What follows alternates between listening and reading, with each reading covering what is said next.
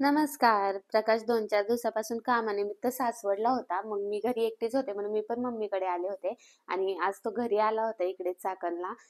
कारण आम्हाला जायचं होतं एका लग्नासाठी. पण लग्नाला निघण्याआधी आम्ही शॉपिंग करायसाठी आलो. कारण प्रकाशला एक ड्रेस आणि शूज घ्यायचं होतं. तो कामावरून डायरेक्ट इकडेच आला होता त्यामुळे. आणि मी नेहमी ज्या दुकानामध्ये खरेदी करते ना, त्याच दुकानामध्ये आज देखील आले होते. कारण इथल्या कपड्यांची क्वालिटी खूप छान आहे. प्रकाशने पटकन त्याचा ड्रेस चॉईस करून घेतला. त्याला काही जास्त वेळ लागत नाही शॉपिंग करायसाठी, कारण आपल्या बायकांचं जरा वेगळंच असतं. आपल्या बायकांना खूप चॉईस करायला लागतं. त्याच्यानंतर शूज पण पटकन घेतला आणि घरी आलो आम्ही. घरी आल्यानंतर लवकर आवरून घेतलं. मी आज साडी घातली होती आणि तुम्ही सगळ्यांनी मला पहिल्यांदाच साडीमध्ये पाहिलं असेल. तर मी साडीमध्ये कशी दिसतेय मला कमेंट करून नक्की सांगा. आणि इथे मी बेलाला सांगत होते की मी लगेच येते आणि तिला बाय करून मग मम्मीला आणि तिला बाय करून आम्ही निघालो. आमचा पुढचा प्रवास सुरू झाला होता. आम्हाला लग्नासाठी आज खेडवाडा रोड पांगरी येथे जायचं होतं. लग्न माझ्या मोठ्या जाऊबाईंच्या भाचीचं होतं. ज्योत्स्नाताई ह्या माझ्या मोठ्या जाऊबाई आहेत आणि आम्ही तिघीजण जावा आहोत. माझ्या मधल्या जाऊबाई गावी असतात. मी गावी गेल्यानंतर देखील त्यांना तुम्हाला भेटवेल आणि सासरच्या लोकांनाही भेटवेल. ज्योत्स्नाताई आणि मी पुण्यामध्येच राहतो, त्यामुळे आमच्या दोघींची भेट होत राहते कायम नेहमी. आणि फायनली आम्ही येथे चैतन्य लॉन्स पांगरी येथे पोहोचलो होतो आणि हे अण्णा आहेत म्हणजे माझे मोठे दीर. आमच्या दोघांची म्हणजे आमच्या चौघांची ही भेट होत नसते, कारण ते त्यांच्या कामामध्ये व्यस्त असतात आणि आम्ही आमच्या कामामध्ये. मग इथे बोललो आणि आम्ही आत जायला निघालो. जाता जाता मला ही गाडी दिसली नवरा नवरीची, खूप छान सजवली होती.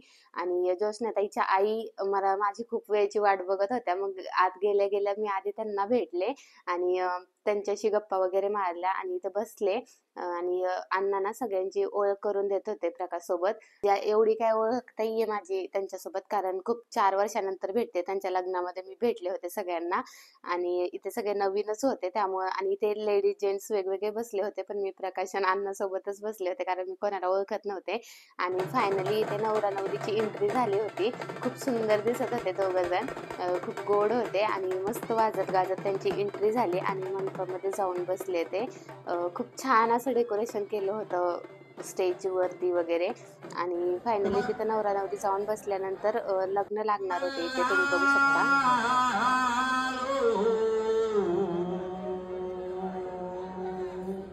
मुरुडम्बे नायक महम देवता सावधान. लग्न लागल्यानंतर इथं ज्योत्स्नाताई येत होत्या, ह्या माझ्या मोठ्या जाऊबाई. आणि त्यांना माहिती नव्हतं की प्रकाश व्हिडिओ घेतोय आणि त्यांना जेव्हा कळालं तेव्हा त्या लाजून पाय मागं पळत होत्या, नको म्हणत होत्या व्हिडिओ. आणि मग आम्ही बाहेर आलो, कारण आल्यापासून त्या भेटल्याच नव्हत्या आम्हाला. आणि मग आम्ही बाहेर आलो, भेटलो, बोललो, फोटोशूट वगैरे केलं. आणि इथं ज्योत्स्नाताई त्यांच्या सगळ्या परिवाराशी ओळख करून देत होत्या, आमच्याशी, दादांशी, बहिणींशी, आईशी वगैरे सगळ्यांची ओळख करून दिली त्यांनी.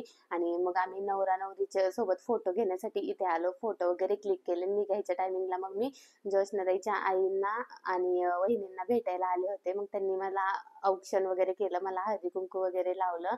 आणि त्याच्यानंतर मग सगळ्यांना भेटून मी निघाले. आणि इथे त्या ना माझ्या पाया पडत होत्या आणि मला ते कसं तर ऑकवर्ड वाटत होतं, म्हणजे असं कधी झालं नाही, हे पहिल्यांदाच घडत होतं सगळं माझ्यासोबत.